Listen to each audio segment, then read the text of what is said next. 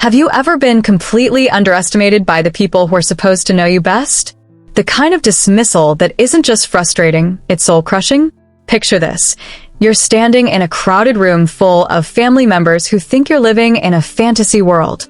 They're literally laughing about how you've invented a successful partner because, clearly, your unconventional life choices couldn't have led to actual happiness.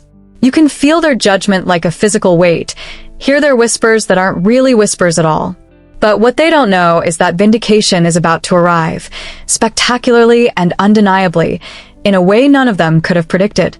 This is Sophia's story of family expectations, painful rejection, and the sweetest revenge that wasn't planned as revenge at all. Sometimes the most satisfying moment of clarity comes not from arguing your worth, but from simply showing up as exactly who you are, with all the success they never believed possible. Come, let me tell you my story. I'm Sophia, 32, from a traditional Greek-American family based in Boston. My upbringing came with clear expectations: attend an elite East Coast university, become a doctor or a lawyer, marry someone from the community by 25, have children quickly, and live within walking distance of my parents so they could drop by unannounced and critique my cooking. I derailed that script at 22 when I chose to pursue photography instead of law school. Strike one. Strike two was moving to Barcelona after securing a position with an international arts magazine. My parents, Nicholas and Elena, couldn't comprehend my choices. To them, freelance photography meant unemployed and living in hostels. Every conversation felt like a defense of my existence. The biggest strike was telling them I was engaged to someone they hadn't met. They'd always been skeptical of my relationships since I dated outside our community. When I met Marco, a Brazilian architectural restoration specialist working between Portugal and Japan, I waited 10 months before mentioning him to my family. My mother immediately questioned, "Why haven't we met him? Are you sure he's not fictional?" It would have been funny if she actually thought I was making him up. Last September, my brother Alex, 30, was getting married. His fiancée, Eleni, was a Harvard-educated neurologist who checked every box for the perfect Greek daughter-in-law. The wedding was set at a luxurious vineyard estate in the Berkshires, a 4-day affair with elaborate meals, traditional dances, and even imported musicians from Athens. I wasn't surprised by the invitation, just by the passive-aggressive note from my mother. "Hope your fiancé can make it this time." Smiling face with smiling eyes. Marco and I had planned to be in the States during that period. He had a restoration conference in New York, and we were visiting friends in Chicago. We landed at Logan Airport from Tokyo 3 days before the wedding.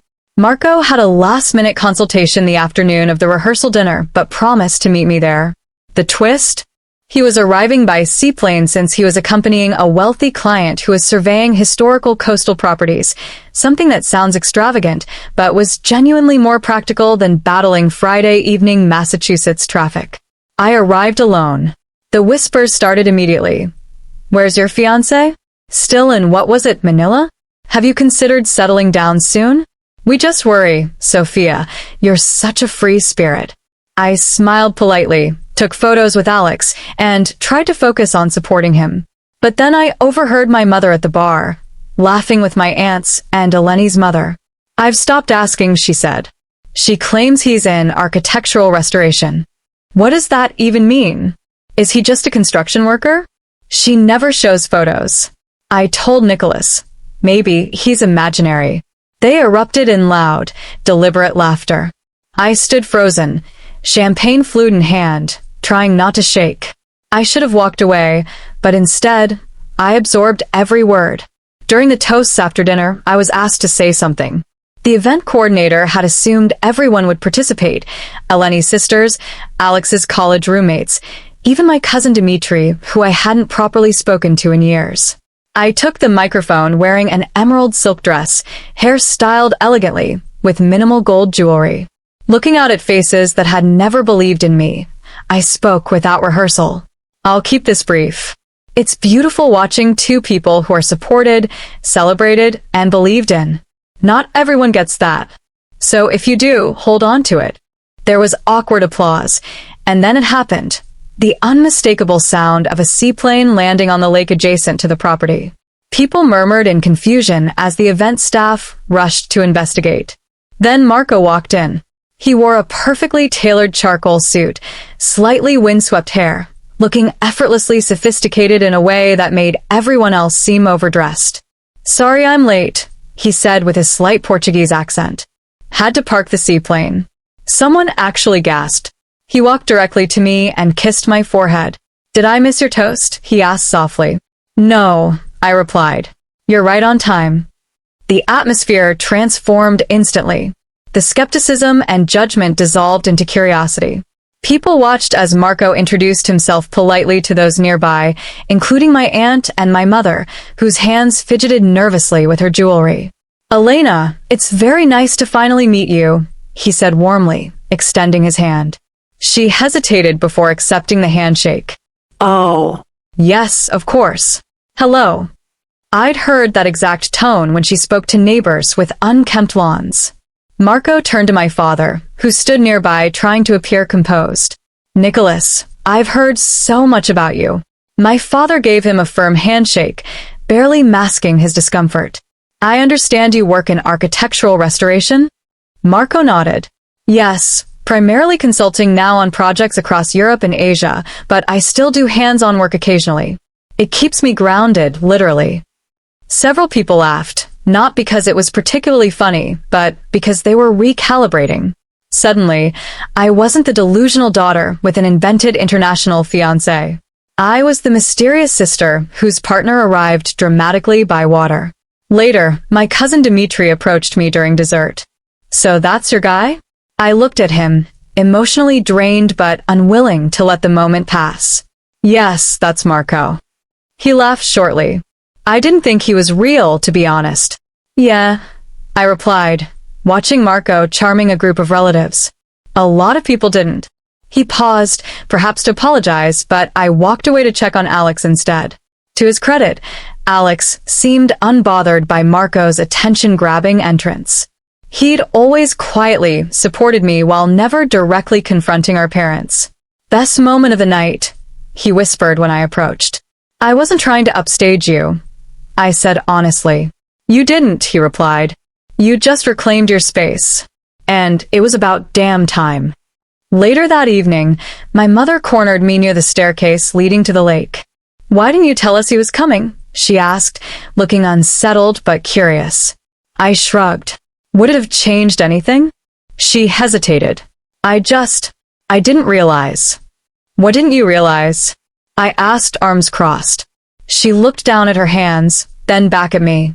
"I didn't realize he was this serious." And there it was, the weight of every conversation we'd never had, every moment my life choices were met with doubt and dismissal. "I'm glad you came," she added after a pause. "Me too," I said and meant it. Not for them, but for me. Marco found me later on the boathouse deck, away from the reception's noise. He wrapped his arms around me from behind and rested his chin on my shoulder. "How'd it go?" he asked. I smiled, watching moonlight reflect on the lake. "Better than I expected. Worse than it should have had to be." "Then they'll catch up," he said. "I'm not waiting," I replied.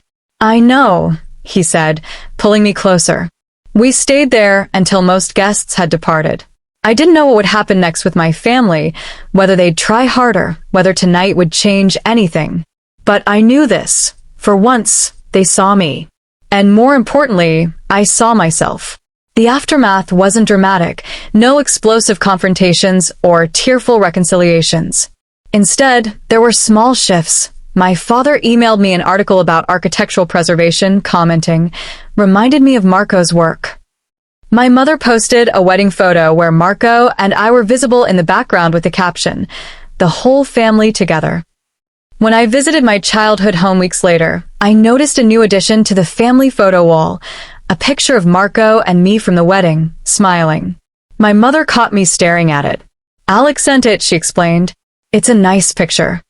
There was a long silence as she straightened an already straight photo frame. "I may have misjudged," she said finally. "He seems thoughtful." I wasn't sure how to respond. It wasn't an apology, but it was the closest we'd ever come. "I never needed you to be impressed," I said. "I just needed you to stop assuming I was lying." She didn't argue. "You've always done things differently. That's hard for us to understand. But maybe different doesn't mean wrong. It was an incomplete moment, but still a crack in the wall. Months later, Marco and I were invited to speak at a prestigious arts symposium in Lisbon.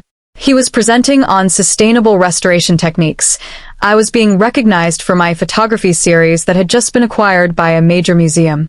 They wanted me to discuss visual storytelling across cultures, and I accepted on one condition, that I could invite guests. I sent 2 VIP invitations to my parents with a note. You once asked if I was serious about my life. I'd like to show you what serious looks like. They didn't respond for days. Then a text from my mother. We'll be there. When they arrived in Lisbon, Marco picked them up in our Volvo, not the seaplane, we'd done that already, and brought them to our home. A renovated 19th century apartment with original tiles, modern furnishings, and a terrace overlooking the Tagus River. My mother's eyes darted around, taking in details. My father tried not to comment, but I could see it, the surprise, the disbelief, the recalibration. At the symposium, I stood on stage in a tailored black jumpsuit, every inch the woman I'd fought to become. I spoke about resilience and being underestimated, about creating my own path when no conventional one existed. My parents sat in the front row. My mother wiped tears. My father applauded longer than necessary. Later that week, before they returned to Boston, my father joined me on the terrace. You've done well, he said. I didn't see it before, but you've built something. I looked at him, this man who once called photography a hobby, not a career, who'd offered to pay for law school just 3 years ago because he worried I'd end up alone. I know, I said. He nodded, then added, I'm proud of you. It took 32 years to hear those words, and by the time he said them, I didn't need them. But I welcomed them all the same. That was the best revenge. Not the seaplane entrance, not the symposium recognition, not the view from my terrace. The revenge was becoming someone they never imagined I could be, then giving them a front row seat. Sometimes the moment you stop seeking approval is the moment you truly find yourself. For years, I thought revenge meant proving my family wrong, but it was never about them. It was about embracing the life I chose without apology. That seaplane landing was just the beginning. The real victory? Building a life so authentic that even the strongest skeptics eventually had no choice but to see its beauty. If there's one thing I've learned, it's this. Write your own story boldly, and the right people will stay till the final chapter. Have you ever had to prove yourself to people who doubted you? I'd love to hear your story in the comments. And if you're currently living in someone else's shadow of doubt, remember, sometimes the best response isn't explaining yourself. It's simply becoming the person you know you can be. Share this with someone who needs to hear that validation doesn't always come from where we expect it, but that doesn't make their journey any less real. Subscribe for more interesting stories. Thank you for watching.